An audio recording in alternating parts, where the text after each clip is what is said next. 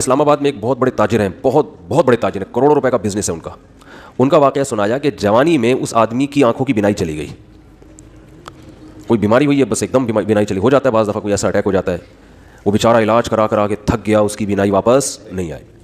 تو انہوں نے بتایا کہ وہ ایک دن نیچے نا اسلام آباد میں وہ بنگلہ ہے اس کا جہاں وہ رہتا ہے، نیچے ایک شکرکندی بیچنے والے نہیں ہوتے، کندھے پہ رومال ہے، شکرکندی بیچ رہے ہیں، شکرکندی نہیں سوری، یہ جو بھٹا بیچ رہے ہوتے ہیں نا، دانے، مکئی کے دانے بیچ رہا تھا۔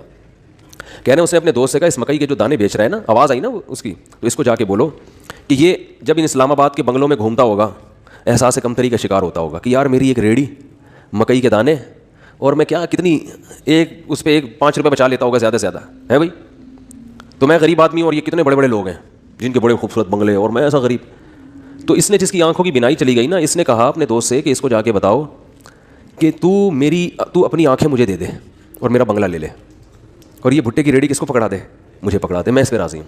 یعنی اگر یہ قدرت میں ممکن ہے، بہت مشکل ہے بات سمجھانا۔ یعنی اس کو بتایا کہ اس کو سبق دلاؤ کہ احساس کمتری کا شکار ہونے کی تجھے ضرورت نہیں ہے، تو مجھ سے زیادہ مالدار ہے، میں اپنی پوری دولت بیچنے کے لیے تیار ہوں اگر مجھے کہیں سے بینائی میری واپس لوٹ آئے۔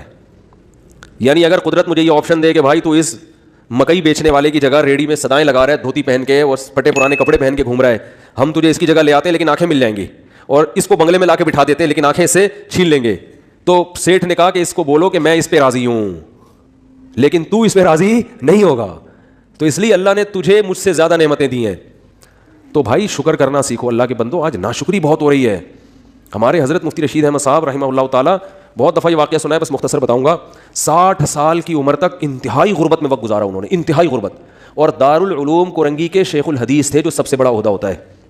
یہ جو لوگ آج مولویوں کو صبح شام برا بلا کہتے ہیں نا، ان اکابر نے، ان مولویوں نے اس طرح پیٹ کاٹ کے دین کو بچایا ہے، سمجھ رہے ہو، پیٹ کاٹ کے، اتنے بڑے بڑے عہدوں پہ بھی تنخواہیں نہیں ہیں، ایسے پیٹ کاٹ کے دین کو بچایا ہے۔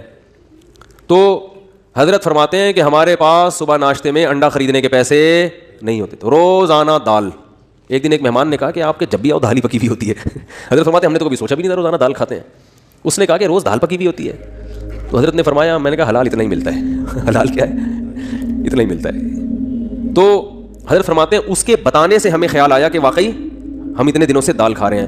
آپ کہہ سکتے ہیں وہ غریب گھر میں پیدا ہوئے ہوں گے، ایسا نہیں ہے۔ ہمارے حضرت انڈیا کا جو پنجاب ہے نا، لدھیانہ، اس کے جو چودھری گھرانہ ہوتا ہے نا، بڑے وڈیرے، ان گھروں میں پیدا ہوئے تھے۔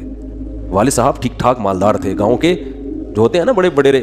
مدرسے میں آنے کے بعد کیا ہو گئے، کیونکہ مدرسے میں تو کوئی سورس آف انکم ہی نہیں، اتنی چھوٹی چھوٹی تنخواہیں مدرسے، اب تو پھر بھی تھوڑی سی بہتر ہوئی ہے، ورنہ ابھی بھی مدرسے کے ٹیچروں کی تنخواہیں بیچاروں کی ایسے ہی ہوتی ہے۔ اس لیے مدرسے کے علماء کے ساتھ تعاون کیا کریں۔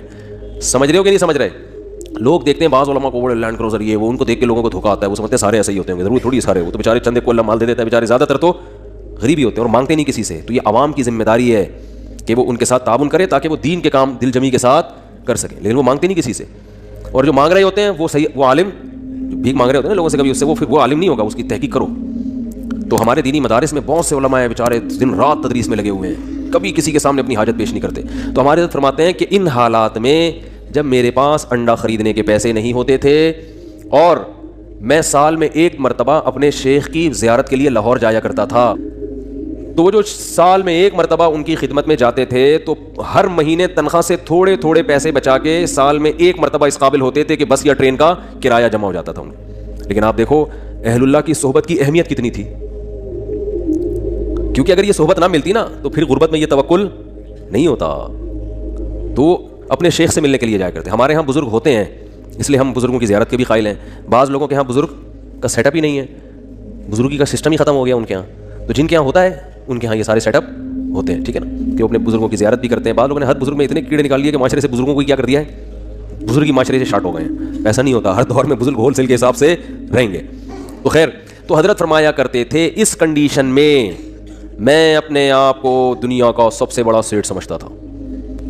فرماتے ہیں کہ میں یہ حالات بیان کرتے ہوئے بھی ڈر لگ رہا ہے کہ ناشکری نہ ہو جائے۔ پھر اللہ نے 60 سال کی عمر کے بعد حضرت کو بہت پیسہ دیا، پھر اسٹائل ہی چینج ہو گیا تھا حضرت کا۔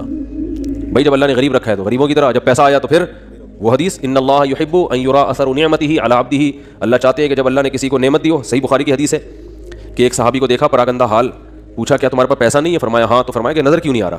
تو امیر آدمی کی سواری، امیر آدمی کا گھر، امیر آدمی کا لباس اور امیر آدمی کی خوراک، ان 4 چیزوں سے پیسہ جھلکنا چاہیے۔ سمجھتے ہو کہ نہیں سمجھتے؟ اگر آپ کو اللہ نے خوب پیسہ دیا ہے اور ہونڈا 50 رکھی ہوئی ہے آپ نے اور اس پہ گیس لگوائی ہوئی ہے تو یہ نعمت کی ناقدری ہے, یہ سادگی نہیں ہے. اگر آپ کو پاس ٹھیک ٹھاک پیسہ ہے